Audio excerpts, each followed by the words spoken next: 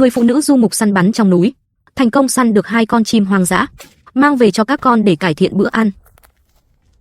Vào buổi sáng hôm đó, Hossein lấy khẩu súng săn trong nhà ra, trao lại cho mẹ là Sogra. Hôm nay Sogra sẽ vào núi săn bắn, để các con có thể ăn được một bữa có thịt. Cứ cách một khoảng thời gian, bà lại vào núi tìm kiếm thú rừng. Sogra lấy khẩu súng săn từ dây đeo ra. Theo thói quen, mỗi lần ra ngoài bà đều kiểm tra rất kỹ, để đảm bảo an toàn tuyệt đối. Sau khi kiểm tra xong khẩu súng săn, bà đeo dây đạn và trang bị đầy đủ. Dặn dò các con ở nhà không được chạy lung tung. Sau đó bà cùng con gái Zainab lên đường, tiến vào núi lớn để săn bắn. Mục tiêu săn bắn hôm nay của Sogra là những loài chim rừng thường xuất hiện trong núi. Từ nhà đến điểm săn bắn, hai mẹ con phải đi qua một quãng đường núi dài và dốc đứng. Săn bắn chưa bao giờ là việc dễ dàng, nhưng trong cuộc sống của người du mục Iran, đó lại là một truyền thống ăn sâu bén rễ. Trên mảnh đất này, rất nhiều phụ nữ giống như Sogra thừa hưởng những kỹ năng do tổ tiên truyền lại. Không chỉ biết chăn nuôi, thuần dưỡng, mà còn thành thạo cách sử dụng súng săn để truy tìm con mồi giữa núi rừng. Trên đường đi, hai mẹ con tình cờ phát hiện một cây hạnh nhân dại. Những quả hạnh trên cành đã chín. Họ hái xuống mang về. Nhưng loại hạnh nhân hoang dã này không thể ăn trực tiếp. Vị của chúng hơi đắng, phải luộc từ 2 đến 3 lần để loại bỏ các chất gây đắng tự nhiên. Sau đó phơi khô thêm 2 ngày mới có thể yên tâm sử dụng. Loại hạnh nhân ngọt mà chúng ta thường ăn chính là hậu duệ đã được thuần hóa từ hạnh nhân đắng hoang dã này.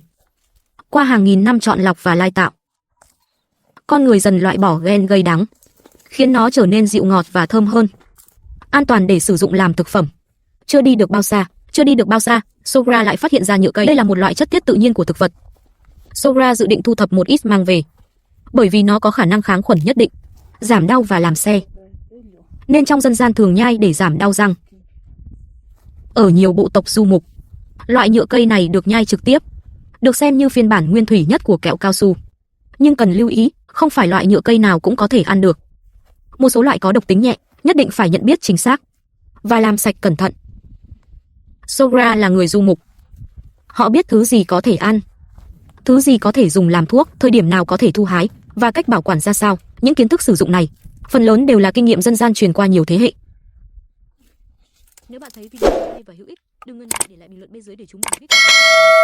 Nhớ nhấn nút yêu thích để ủng hộ và đừng quên theo dõi kênh để không bỏ lỡ những video mới nhất. Hai mẹ con băng rừng vượt núi suốt chặng đường dài, vừa đi vừa thu hái những sản vật có giá trị. Lúc này họ đã đến bên vách núi dựng đứng.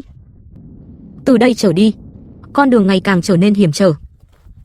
Sogra dừng bước, đứng tại điểm cao nhất, lặng lẽ quan sát con đường phía trước, đánh giá hướng đi tiếp theo và những rủi ro có thể xảy ra.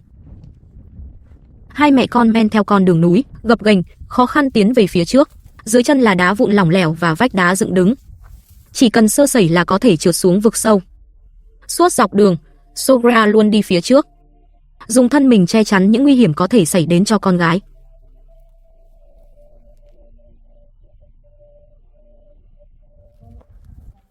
Cuối cùng, hai mẹ con cũng đến được điểm săn bắn. Nơi đây có tầm nhìn rất rộng. Sogra bắt đầu chuẩn bị nạp đạn vào khẩu súng săn của mình. Loại đạn này là đạn ghém, có thể bắn ra nhiều viên bi nhỏ, giúp tăng khả năng trúng mục tiêu. Rất phù hợp để săn những loài chim đang bay. Đây là một khẩu súng săn bắn tự động dùng đạn ghém. Bà nạp 3 viên đạn vào ổ đạn, có thể bắn liên tiếp trong thời gian ngắn, tăng khả năng săn bắt thành công con mồi.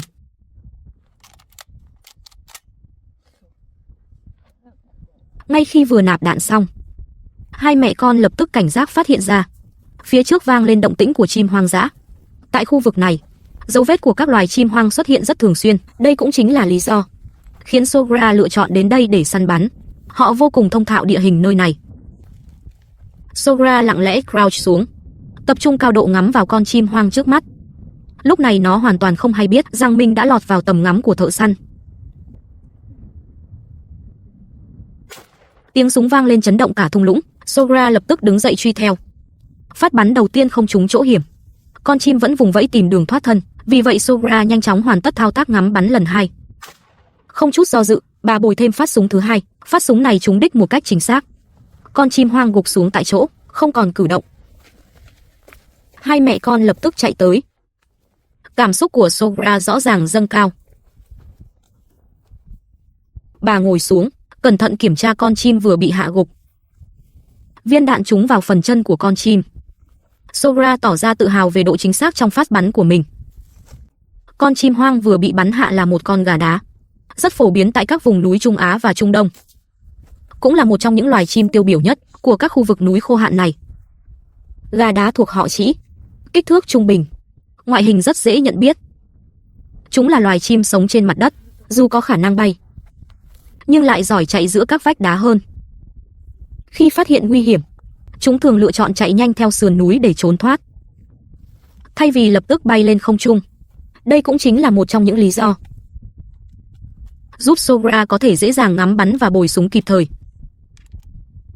Bà tiếp tục nạp thêm 2 viên đạn vào súng. Thao tác lên đạn thuần thục và dứt khoát. Ngay lúc này, bà lại phát hiện thêm dấu vết của gà đá.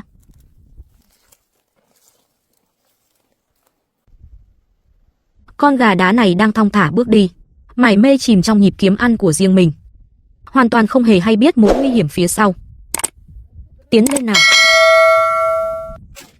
Sau tiếng súng vang lên, Sogra lập tức chạy nhanh về hướng con mồi. Sau khi trúng đạn, con gà đá vùng vẫy, giãy giụa trong đau đớn. Sogra rút ra một con dao nhỏ từ thắt lưng. Không chút do dự hay chần chừ, bà nhanh chóng kết thúc nỗi đau của con gà đá. Hôm nay họ đã săn được 2 con gà đá. Xuất phát từ sự kính trọng đối với thiên nhiên và sự thấu hiểu về cân bằng sinh thái, Sogra quyết định không tiếp tục săn bắn nữa. Bà hiểu rằng thiên nhiên không phải kho báu vô tận, mà là nguồn tài nguyên cần được gìn giữ. Sogra bắt đầu gom nhặt một ít củi khô. Bà không vội quay về nhà ngay, mà dự định tìm một chỗ nhóm lửa pha trà tại đây.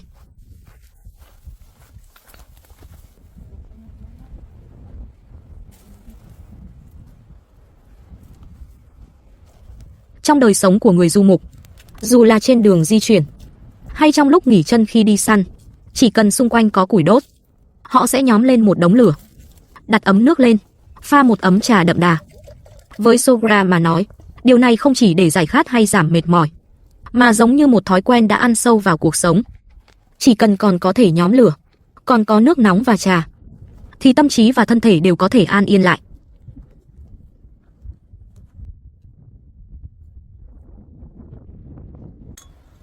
Chẳng bao lâu sau, nước trong ấm sắt bắt đầu sôi sùng sục. Zainab cho trà vào ấm. Rất nhanh, một mùi trà đậm đà theo làn hơi nóng bốc lên, hòa quyện cùng gió núi lan tỏa khắp không gian. Hai mẹ con ngồi trên tảng đá bên vách núi, mỗi người cầm một chén trà nóng trên tay, nhấp từng ngụm nhỏ để cơ thể được nghỉ ngơi đôi chút.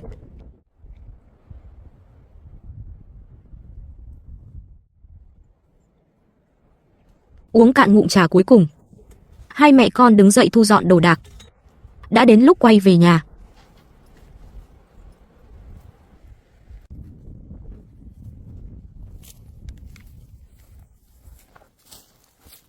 Hai mẹ con băng qua núi rừng suốt chặng đường dài, cuối cùng cũng về tới trước cửa nhà. Vừa đặt chân tới nơi, bọn trẻ đã ùa ra đón, tranh nhau nhận lấy 2 con gà đá vừa săn được. Gương mặt đứa nào cũng đầy vẻ tò mò và phấn khích. Ôi chao! Sogra ngồi xuống nghỉ ngơi, gương mặt lộ rõ vẻ mệt mỏi. Cuộc hành trình dài và buổi săn bắn vất vả gần như đã rút cạn toàn bộ sức lực của bà. Đây chính là cuộc sống du mục nơi núi rừng. Ẩn sau đó là vô vàn mồ hôi và gian khổ. Săn bắt không phải là trò chơi, mà là kế sinh nhai, là trong nồi của lũ trẻ có thịt hay không, là khi trời rét buốt có đủ mỡ để chống lại giá lạnh hay không, là sự tiếp nối của gia tộc, là việc lối sống hàng ngàn năm có thể tiếp tục duy trì hay không. Lúc này, Zainab cầm chiếc nồi nhôm, đi thẳng về phía chuồng cừu.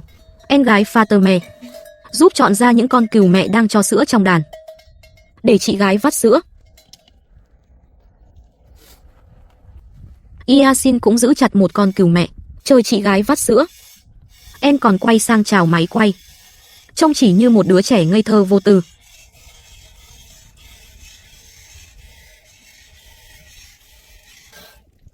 Zainab đã học được cách vắt sữa cừu. Công việc này nhìn có vẻ đơn giản, nhưng lại có rất nhiều kỹ thuật. Tay không được quá nhanh, cũng không được quá chậm. Các ngón tay phải bóp nhịp nhàng. Mạnh quá sẽ khiến cừu đau, nhẹ quá thì lại không ra sữa. Vắt sữa cừu là công việc phải làm mỗi ngày. Thông thường là 2 lần một ngày. Nói chung, tần suất vắt sữa phụ thuộc vào nhiều yếu tố, như giống cừu, giai đoạn cho con bú, cách chăn nuôi. Nhưng với đa số các gia đình du mục, để đảm bảo sữa luôn tươi và duy trì sản lượng, 2 lần mỗi ngày là nhịp sinh hoạt phổ biến nhất. Một lần vào sáng sớm sau khi mặt trời mọc, một lần vào buổi chiều trước khi mặt trời lặn. Sau khi vắt sữa xong, Fatime mở cửa chuồng. Những chú cừu non lao ra như những viên đạn nhỏ, cắm đầu vào lòng cừu mẹ để tìm sữa. Sản lượng sữa của cừu mẹ thường cao hơn nhu cầu của cừu con, đặc biệt là những con cừu mẹ trưởng thành sau sinh. Mỗi ngày có thể cho ra vài trăm ml, cho đến khoảng 1 lít sữa. Cừu con uống không hết. Phần sữa dư được vắt ra để gia đình sử dụng.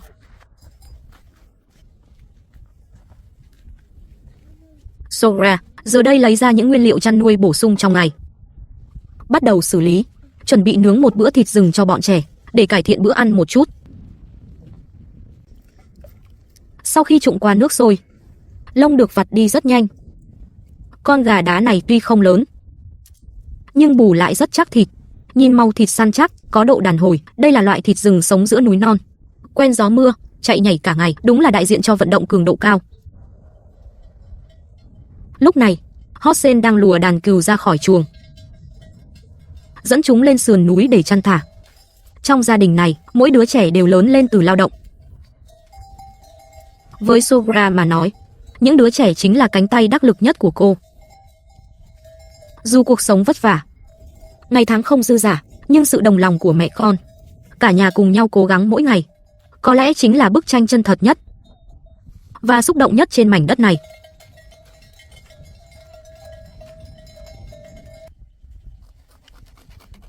Sogra bắt đầu chặt và sơ chế thịt. Thịt gà đá rừng này khi nhai rất chắc, nhưng không hề khô, da mỏng, ít mỡ, mùi thịt rất đậm, đặc biệt là khi đem nướng. Da ngoài xém giòn, nước thịt chảy ra sôi sùng sục, cắn một miếng xuống, cảm giác phải nói là thỏa mãn, đến cả hàm răng cũng thấy đáng công. Gà đá ở vùng đất núi đá chằng chịt của Iran là một trong những đặc sản núi rừng của người du mục, đặc biệt là ở khu vực Kurd hay dãy núi Zagros. Người du mục ở đây quá quen thuộc với loài này. Sau khi rửa sạch, Sogra rắc lên một lượng muối vừa đủ, không cần thêm bất kỳ gia vị nào khác, trực tiếp đặt lên than hồng để nướng. Ăn chính là cái hương vị núi rừng nguyên bản ấy. Chỉ trong chốc lát, 2 con gà đá đã nướng đến mức mỡ chảy xèo xèo. Bữa tiệc thịt rừng đã sẵn sàng. Trước bữa ăn, uống trước một cốc trà đỏ, làm sạch miệng, ấm cổ họng. Trà nóng ăn cùng thịt rừng, tạo nên một hương vị rất riêng.